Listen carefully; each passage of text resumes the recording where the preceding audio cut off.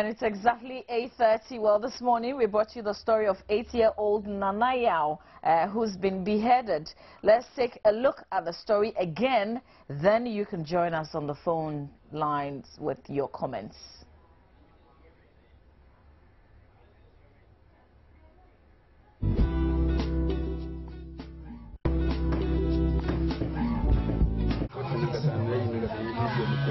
The last time residents saw Nana Kwame was on Easter Sunday.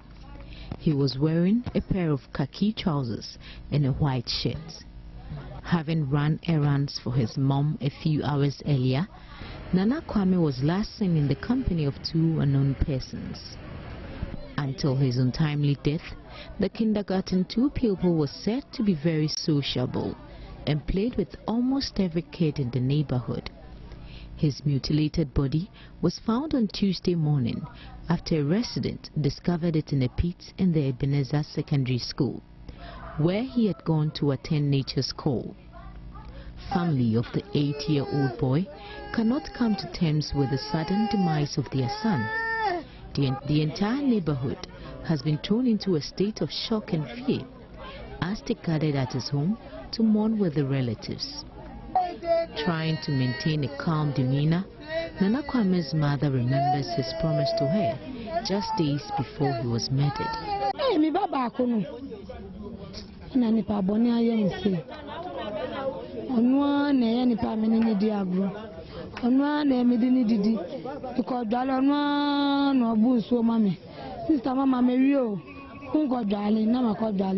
Nana Yaw beheaded. Some my name did medidoku. Mami be watch you no amandoku. So no na mini did. You can't then I didn't see my kuma. My sisters in the mutin waka. Baby by my sister. I say many that's one I am ban. What do you mean? What do you mean?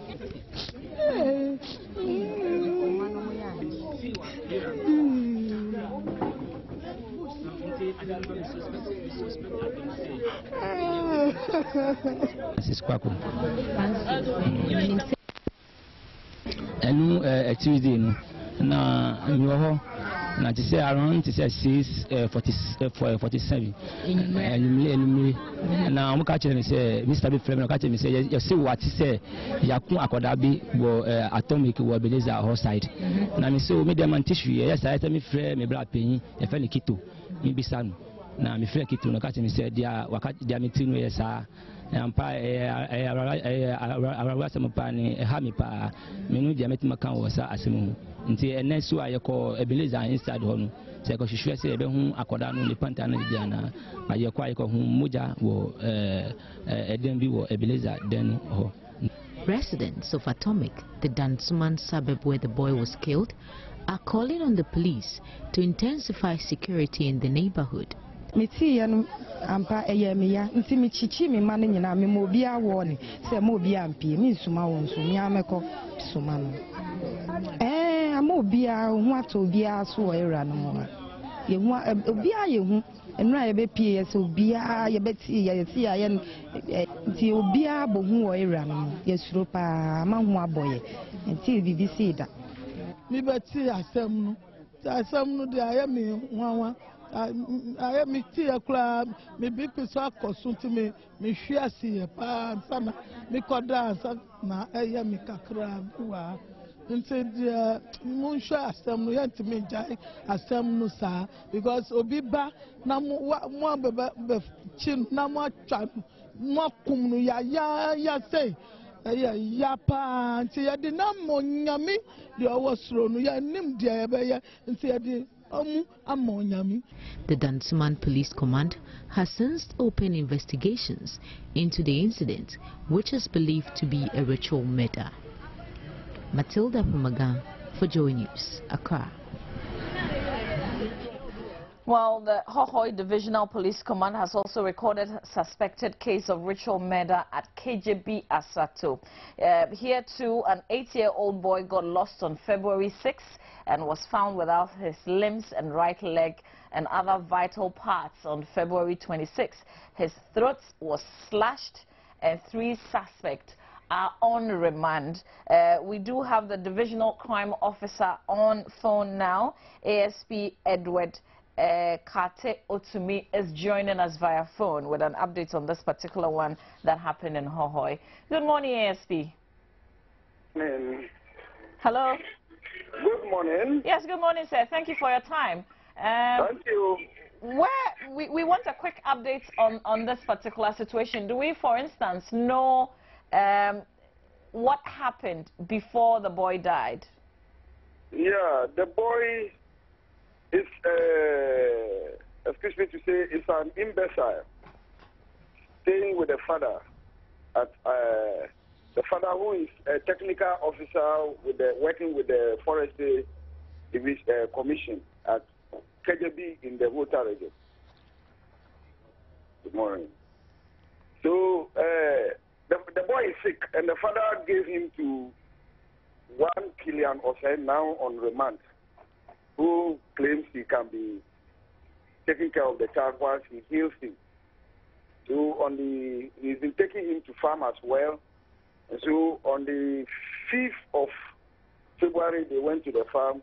According to the suspect, he placed the boy under a palm tree, and before he could go and bring some goods, the boy was missing. So they were looking for the boy for 3 weeks before the remains were found about some 200 meters from where he got missing. His throat slashed, 2 arms missing, and the right leg also missing. So after the body, the postmortem, news, in fact, during the Killian Osei, who was keeping the child, was detained and remanded afterwards, and then the investigation continued until we heard that the brother or a nephew to the suspect Osei, who is also called Osei Kuju, his son, who is about 5 years, went to school and informed friends that he returned to the house one of the days and then saw his father beheading a child. And after beheading the child, he gave parts of the body, put them into a polythene bag, and handed it over to a group of people, and they took it away. And the father threw the lifeless body away into the forest. In fact, comparing issues, we managed to go to the school and took statements from the small boy, who is a kindergarten student. And so we arrested the father after 1 week of searching for him. But at the time, the child could not tell us again. But then we have taken his statement. So now the boy, and then after the boy, we went to take statement from the boy. The family members went to the school and threatened the head teacher. So some of them were also arrested, but we released them on bail. But for now, we have remanded both Osei Killian, who is the one the boy was staying with, and the nephew, who happened to be the father of the small boy, who alleged having seen the father, whose cottage is also close to where the boy actually got missing. So what are you charging him of? For now, we are holding them for provisional charge of murder. We cannot charge him straight because it's a murder case. The case has to go to Attorney General. But they are being suspected, so we need to give them some provisional charges as we continue our investigation. So how soon would we see this case appear in courts? Pardon? How soon would we see the case appear in courts? Yeah, the case will appear in courts, not for adjudication, but maybe to change the warrant once, because after investigation, the docket has to go to Attorney General for advice before a proper charge can be preferred, and then the case can start in court. But have you seen something like this happen before? Ritual murder of this nature? So, of course, when I was we saw it. I saw it. I saw Kofi Kunto in the area those days when I was a kid. It does happen. But do we know why people engage in these things? Yeah, you know, Ghanaians believe in occultism, and especially the youth today believe in this Sakawa, and we have this crook, I should call them spiritualists. When they want to,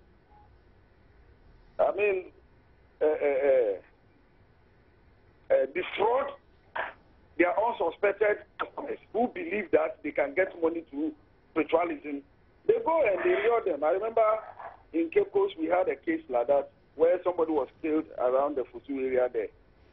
The boy went to a juju man, the juju man who is not a juju man but a 419 man, collected sums of money from the guy and finally advised him to go and bring human head. And this boy came and killed his own son and took the head there. It was the juju man himself who reported. You understand? Mm-hmm. So many people, they believe in these things. Yeah, I believe they defraud them because I have gone into what is 419 and I know most Juju men will tell you to do so many things. But because you believe, you go out there and kill. Meanwhile, the killing, this part that you have taken, you go and give it to the Juju man. He cannot do anything for you. But because he knows maybe you cannot bring them, and maybe he has defrauded you by taking a lot of money from you, he now tells you, go and bring a wild snake head, go and bring human head, go and bring something that he thinks you may not be able to get, so that he can hide behind that and say, after I took your money, I wanted to do this medicine for you, but I couldn't do it. You understand? And many people believe these things and they go to commit such heinous crimes. In fact, many people also believe the Juju men actually use them for powers and these kind of things. But for me, I believe most of them too are as a result of deceitful spiritualists. Because I'm telling you from my research, I did on the 419, I got to know that most of these spiritualists are 419. Yeah. Yes, Phil, to me, you know, we have another case in Accra. This is very recent, where an 8-year-old boy has also been beheaded. And I'm just wondering, how can people who live in that particular community, for instance, help the police? So this is another serious angle of it. In my case, for instance, you know, many people, when they are reporting cases to the police, they think the police might be calling them to come and give evidence and maybe accuse them of being part of it. But sometimes that is what happens. I also have one suspect here who happened to be the one who saw the lifeless body before he alerted the community. So why is he a suspect? He is a suspect at the moment, though we have not remanded him. We are still investigating because it's a murder case. I wouldn't rush to send you to remand if I don't have something to rely on. But in this particular case, the person who saw the body is giving conflicting statements. You see, and if you begin to give conflicting statements, then of course we have to believe that you are hiding something. But you know that it's because of some of these things. That's why people don't like coming forward, because sometimes it's just the fear. You know, the fear that you are being interrogated by the police, even though you have nothing to do with it. You are so afraid that you start conflicting yourself. Yes. Okay, that is also so. But this is a scenario where you, the person who is alleged to have seen the lifeless body, at one point says you saw a grass cutter. Okay? Your cap is found around the place. You came, you told people you found a dead grass cutter, and there were people there, only one person followed you to see the thing. That one person, we are told, his son is saying that he saw the father beheading a child. And imagine a 5-year-old child saying such a thing. Is he imagining? Or he is saying what he saw? This is a question to all of us to analyze. Do you understand? So it is in rare cases that you pick somebody who comes to give you information as a suspect. In this case, for instance, even the other suspects are also suspects of something fishy. It is not that when you just come to police to give us such information. We will only you must be prepared as citizens. Everybody must be prepared to give evidence. You see, but when you are trying to dodge something, we don't know what has happened. And it is only by questioning a lot of people before we can come out to unravel what has happened. All right, ASP, we'll have to leave it here, but thank you so much for your time this morning. We wish you the best. We hope that you are able to reach a conclusion in your case, for instance, very soon. Thank you. We'll be following up on that as well. All right, so time now for you to give me a call, 0302-211-69-102, 0302-211-69-102. You can share your views on these issues. But I'm also asking, are you encouraged to report any incident at all to the police, or do you have a fear sometimes that you may be arrested and be treated as a suspect in case, you know, you are reporting a crime, for instance, you've seen something happen and you want to report? Is there that fear that you could be held as a suspect yourself? But let's help the police. Let's come up with creative ways of helping the police solve some of these crime cases. If you know how you can help, you can also share with us on 0302-211-69102. But the two crime stories we've been sharing this morning, we brought you the story of that 8-year-old boy who's been beheaded in a suburb in Dansuman here in Accra. We also did a follow-up with the whole divisional police command. Indeed, we spoke to the divisional crime officer about another 8-year-old who went missing and was found without his ribs, his right leg, and other vital parts. We're told that his 2 arms were also cut off and his throat was slashed. And they do have a suspect, but right now, let's go to the phone lines, and I'm speaking to Oheneba right now. He's calling from Dansuman. Oheneba, good morning. Hello. Hello, Oheneba. All right, Oheneba, I'm afraid we have lost you, but please do call us again. 0302-211-69102. You can share your views with us, and let's see how we can also help the police help us. If you live in a community and you see something happen, you see a crime, are you encouraged to report to the police? Let's go to Kumasi now and speak to Majid. Majid, good morning. Good morning. Good morning. Very well, thank you. I hope you're well too. You're on air. I'm doing fine. I'm doing great. Very well. Please go ahead. My contribution is that sometimes we have this panic because of the police. If you go with those cases, they will do it some instructions you don't understand them, and they are for us. Their work is for the peace. So they need to give us a assurance of, helping them. Yeah, the civilians. I could remember that was 2004. I crossed case like this. It was unworthy. I saw them with a gun. I arrived to the police station. I report. They took almost an hour before they came there. They were coming with the ambulance or the what? As in the siren was on, they were making the police noise? Yeah, so they were giving that, like they were attacking them. Understand? So you are coming to that. There is incident happening there. Okay, I've given you the direction where they were going to. It's like nobody, since they are coming with the alarm, it's like they are alerting them, isn't it? Okay, I get what you mean. Yeah, so I think that sometimes we have problems in those cases. And you even be scared each next time. Maybe you have something like that. Okay. Yeah, I understand you, and thank you for sharing. We do have some very nice police friends, and we'll bring one of them. I will personally bring one of them here to clarify. I get what you mean. If something is happening, you call the police, and they are coming and they are making their noise, it would alert the people and then they will run away. I get you. But let's speak to Christiana now. Hello, good morning. Auntie Christy, good morning. Good morning. I hope you're well. Where are you calling from? I'm from Chukwukwasa. Okay. Please go ahead and share with us what's on your mind. All right. These days it's because of love that we have for people that cause these problems, because you can't go and